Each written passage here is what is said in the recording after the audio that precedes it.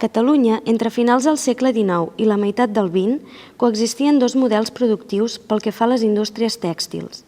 Les fàbriques tèxtils ubicades a les zones urbanes i les colònies situades en espais rurals al costat de les conques fluvials per aprofitar l'energia de l'aigua. Les colònies es regien per unes relacions paternalistes, basades en una nova fórmula de control sobre la classe obrera, la justificació i la legitimació de l'ordre social dins les colònies i de la figura dels propietaris en particular. Per mantenir el control sobre els seus treballadors i treballadores, els propietaris van dotar les colònies d'un conjunt de serveis i equipaments per a ús de la classe treballadora, que els propietaris utilitzaven, alhora, per oferir un discurs difós a través de l'Església i amb la figura del capellà de la colònia com a peça fonamental, a més d'una imatge d'amo protector que garantia una vida estable, feina, pis, el plat a taula i fins i tot espais d'oci als seus treballadors i treballadores a canvi que aquests es limitessin a treballar, obeir i comportar-se com Déu mana.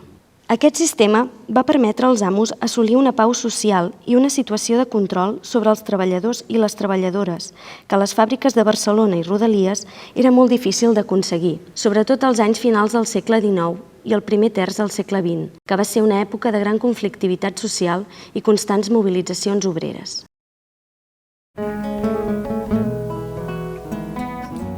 Des de sempre, la immigració ha estat un motor de canvi i innovació de la societat catalana. Al llarg de la nostra història, milers de persones, procedents dels orígens més diversos, s'han establert al nostre país i l'han fet créixer i prosperar amb l'esforç del seu treball. D'altra banda, la industrialització també va implicar grans processos migratoris interns i externs, amb la consegüent concentració de desenes de milers de persones en barris obrers de les ciutats, on es van desenvolupar les grans zones industrials. Aquestes persones treballadores, en molts casos procedents de zones agrícoles, com Andalusia, Múrcia o Extremadura, seran el nou proletariat industrial, que constituirà la base de les organitzacions obreres clandestines. Les dures condicions de treball i la manca de drets laborals i sindicals, juntament amb les greus mancances dels barris on es concentren, facilitarà la seva incorporació a una dinàmica reivindicativa, tant en els centres de treball com en el moviment veïnal. Nací en Linares de la Sierra, en Huelva. Con 15 meses mis padres emigraron del pueblo para buscarse una mejor vida en la capital y decidieron de venirse de Huelva para Cataluña, concretamente hacia el Prat de Llobregat. Lo primero fue bastante duro para ellos situarse porque no disponían tampoco de una vivienda. En aquella época se compartían lo que eran pisos, alquilaron una habitación para meter sus 6 hijos. Vivía en un barrio obrero, en un barrio que las casas se hacían de la noche a la mañana, no se daban permiso para construir, pero los emigrantes, pues, un fin de semana hacían una pared, ponían una viga y ya la casa no se la derrumbaban. Por lo tanto, así nacieron muchísimos barrios de casas. La normativa laboral deia que no es podia treballar abans dels 14 anys, però les necessitats familiars d'una banda i la necessitat que tenia l'empresariat de mà d'obra barata de l'altra van omplir la indústria catalana de nois i noies quan encara molts no havien finalitzat la seva etapa d'escolarització obligatòria. Tot i que els salaris que rebien els joves treballadors i treballadores es consideraven una petita ajuda a l'economia familiar, moltes vegades la supervivència de la família pràcticament en depenia i durant molt de temps havien d'entregar el salari sencer a casa. El treball a la fàbrica era dur. La cadena de producció obligava a treballar molt de pressa perquè el que realment importava era que la producció no s'aturés i com que els salaris eren tan reduïts es feia imprescindible aconseguir una bona producció. No arribar als mínims establerts suposava una setmanada insignificant. Pel que fa a les condicions de seguretat i salut laboral, moltes vegades no es disposava ni tan sols de les condicions mínimes de llum, temperatura, aigua per rentar-se, lavabos, menjadors. Abans tothom començava a 14 anys. 14 anys, jo tinc companys que van començar abans. Jo tinc companys que havien estat també al comitè de «Tu con 14 tuviste suerte». Yo empecé con 12. La màquina de conos era molt manual, cosa molt manual, no era... Les primeres màquines de conos no tenien gaire riscos laborals i posaven a canalla a portar màquines de conos, vull dir, crios, autèntics crios. Sirvió a su esposo, vistió a los niños, cambió pañales, sirvió los panes, llevó a sus hijos para la escuela. Pensó en la dieta que se comían compró verduras, midió el dinero, palpó lo gris de su economía, formó en la cola de las tortillas, cargó a Francisco, miró la calle, por todas partes había mujeres, todas compraban y se movían, cumplían aisladas con sus deberes, le recordaban a las hormigas, sintió de pronto que eran esclavas, sintió que todas eran amigas.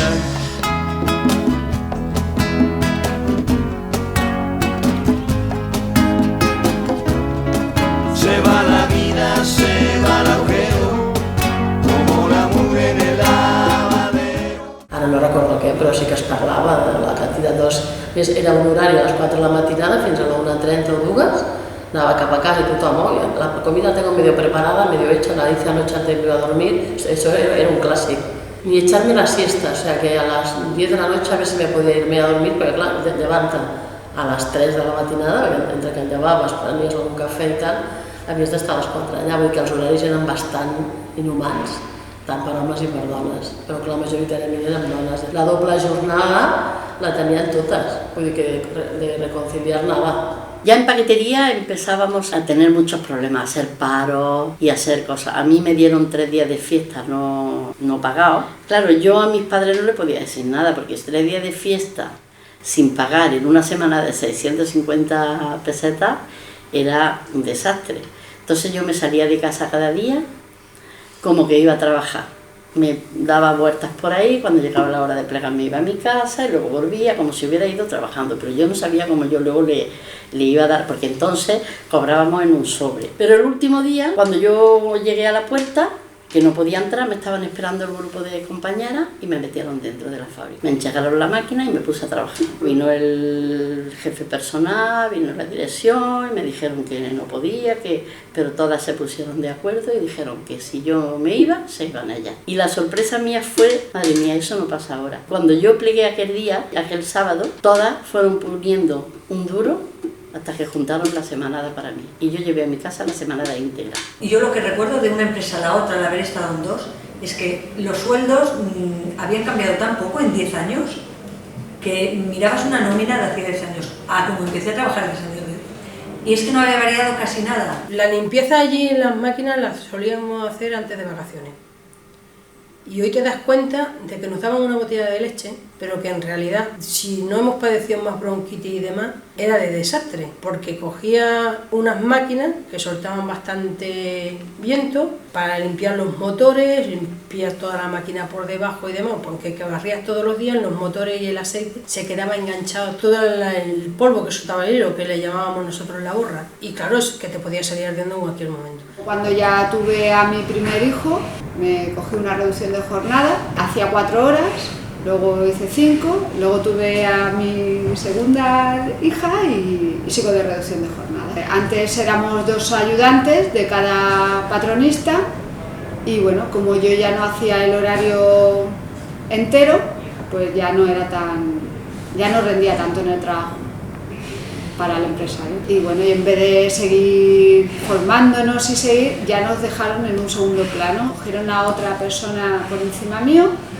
y bueno, yo soy ayudante de la jefa. Y quedarme embarazada me hizo reflexionar y pensar que quería reducir mi jornada y hacer 40 horas semanales y no las 50 que estaba haciendo. Para ello solicité este cambio a 40 horas y me comentaron que era incompatible el modificar mi cambio de horario con el puesto que estaba llevando a cabo. Y entonces me volvieron otra vez a pasar a lo que era como una moza de almacén, o me quitaron de mi responsabilidad para llevarme a separar vestidos como cualquier compañera. Hemos avanzado mucho como mujeres. En mi sector es verdad que aunque ahora vamos a empezar ya con el plan de igualdad, que para algunos de nosotros significa rellenar un documento, porque nosotros igualdad hacemos, como te he dicho, desde el 81, entonces es rellenar unos papeles burocráticos que nos darán a todos y a ellos un sello que no sé qué, pero que hace muchos años que practicamos el plan de igualdad, que no deja de ser acción sindical del día a día.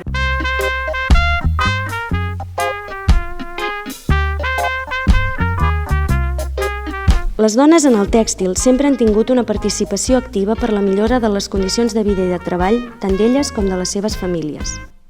Al llarg de la història del sector han participat en tots els conflictes laborals i socials i han organitzat i encapçalat vagues, com per exemple la del 1913 per la reducció de la jornada laboral o la vaga dels 15 duros al març del 1946, en un escenari sense llibertats democràtiques que va paralitzar tot Mataró i amb una comissió negociadora que estava formada íntegrament per dones. Han estat presents en manifestacions, s'han organitzat i han tingut una presència significativa dins de les seves organitzacions polítiques i sindicals, quan encara no estaven legalitzades. Fins que no van arribar les llibertats democràtiques, la seva lluita a la fàbrica i als carrers va estar marcada pel segell de la clandestinitat, extensible també als homes, però molt sovint a casa moltes dones també havien de silenciar la seva militància.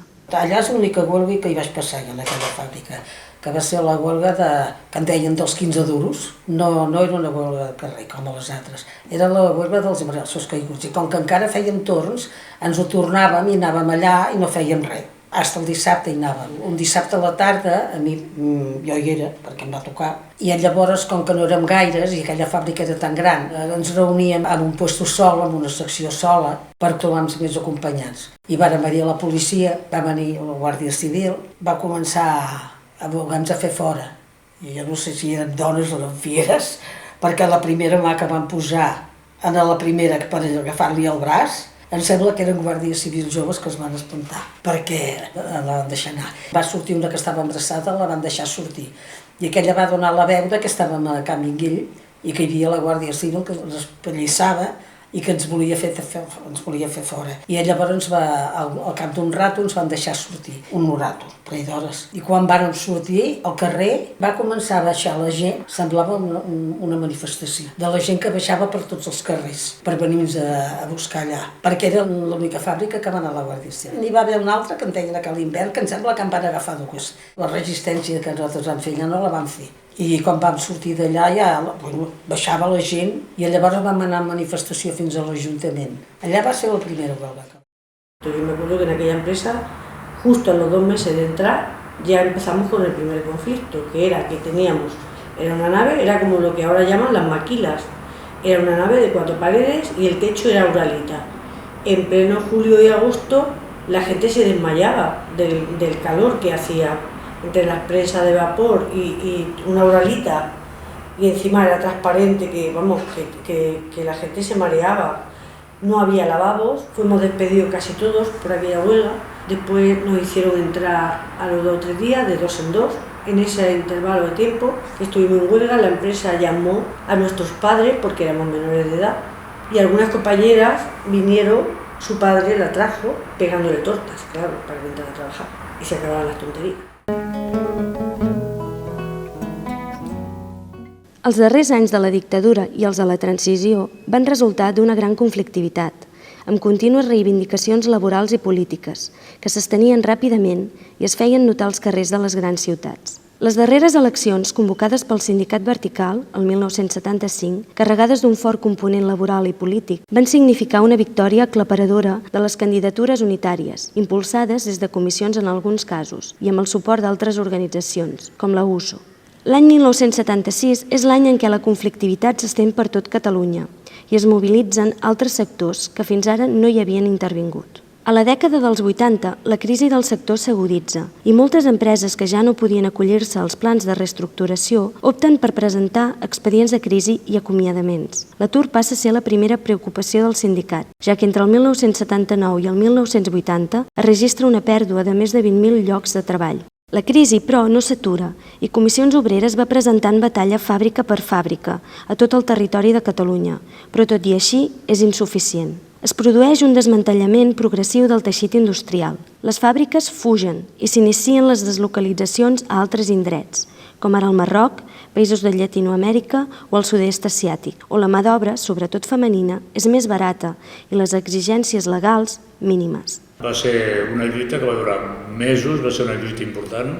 No vam poder aconseguir salvar la fàbrica. Aturades, vagues, i potser ha hagut la manifestació més important que s'ha fet a la indústria tèxtil, que va ser una marxa que es va fer des d'Olesa de Montserrat a la plaça de Sant Jaume a peu. Va durar 3 dies. Altres han sigut la lluita pels convenis col·lectius. Nosaltres de convenis col·lectius ja hem fet vagues que han durat, teníem tot Catalunya parada. Sabadell, Terrassa, Mataró, Manresa, Barcelona, amb assemblees aquí al Foment del Treball, amb la lluita pel conveni, pels convenis. I s'havien tingut victòries importantíssimes, com el que et deia, almenys un 30%. Però clar, amb uns sacrificis i amb un cost impressionant, perquè també hi havia detencions, però el clàssic de l'època, ¿no? La primera gran crisis del textil, para entenderlo, se da en el momento en que España entra en la Comunidad Económica Europea. Lo que se plantea es reestructurar el sector por 2 cuestiones primordiales. La primera es porque el sector ya no puede aguantar, es decir, la maquinaria que hay en el sector es una maquinaria muy vieja, muy improductiva. La primera reestructuración del textil se produce aquí en Sabadell con los planes de reestructuración en el año 74. Hijos de Pedro Balsá y Barca, que son 2 empresas grandes donde la mayoría de las trabajadoras o de los trabajadores son mujeres, la mayoría, tejedoras, urdidoras, hiladoras. Van tancar moltes empreses a Mataró. Va ser la crisi dels 80 ja, que va ser una crisi molt forta al tèxtil, una crisi que, bueno, al tèxtil hi ha molt sector, però el tèxtil aquí va ser brutal. Va ser brutal i molta gent estaven aturades. Imagina't tantes empreses que n'hi havia a Mataró i que van tancar moltes, doncs el volum de gent que estaven a l'atur era molt important, molt. La crisis de los 95, que empezaron a transportar todo a Marruecos.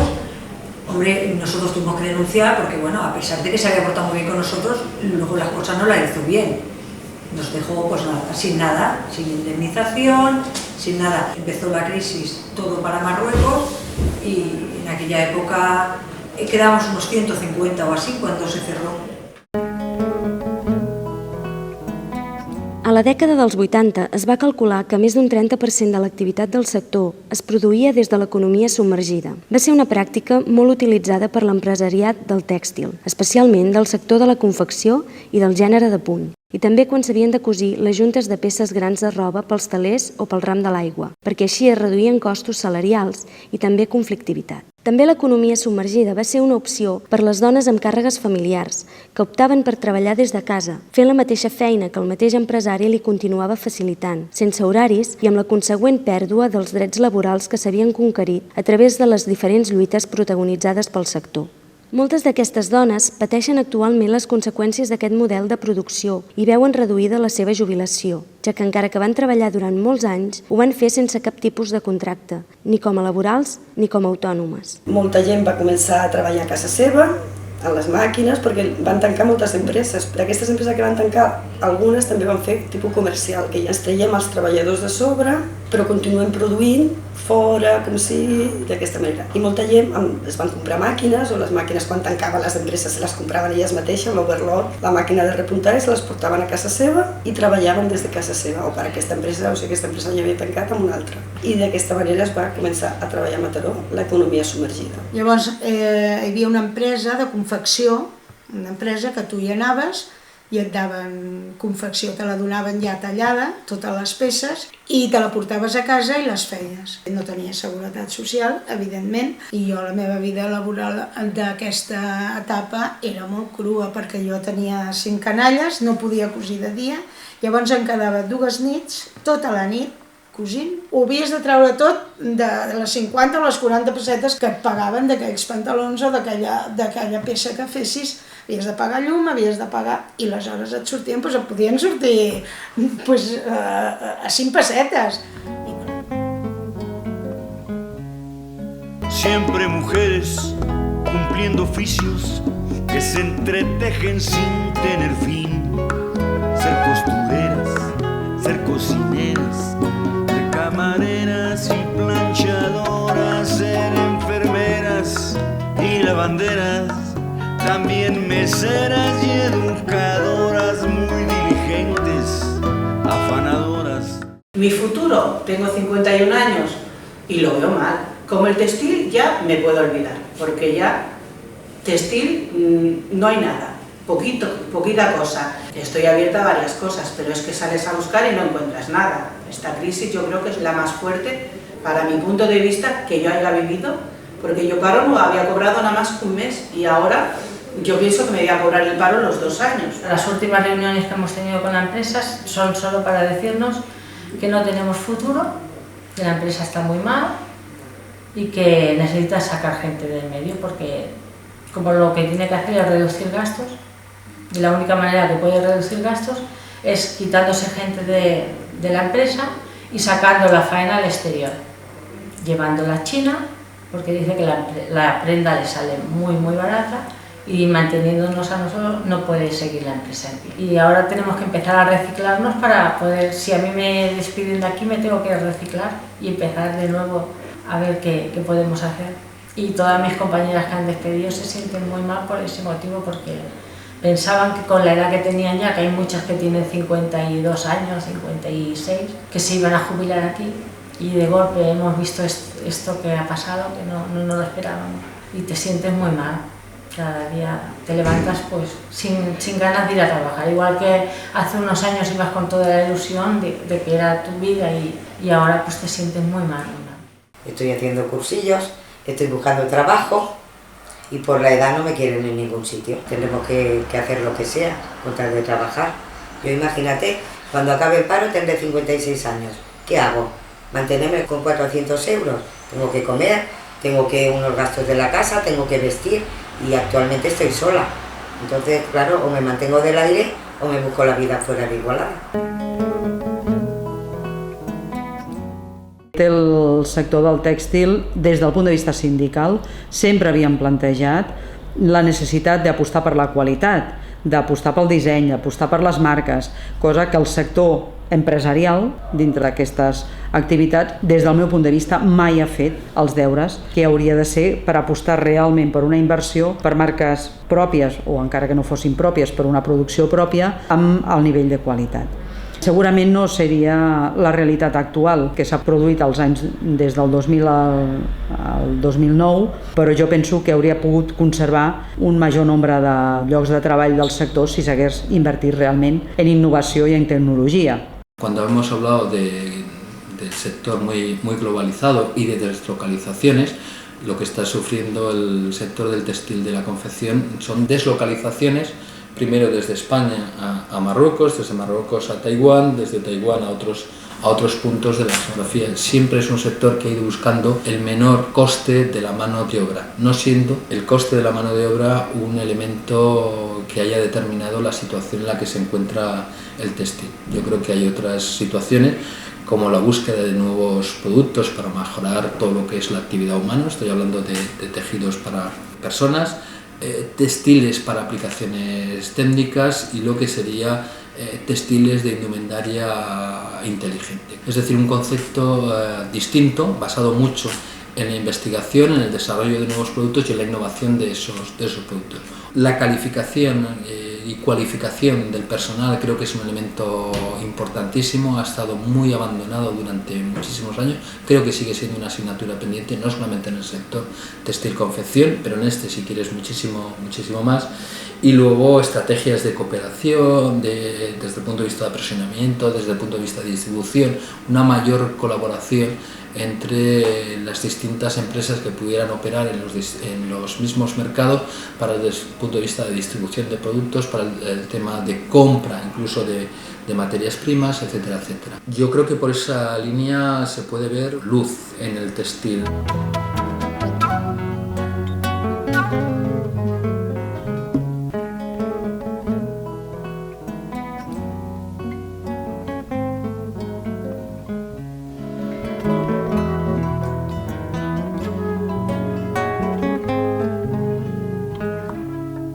Abrió los ojos, se echó un vestido, se fue despacio para la cocina, estaba oscuro, sin hacer ruido. Prendió la estufa y a la rutina, sintió el silencio como un apuro. Todo empezaba en el desayuno,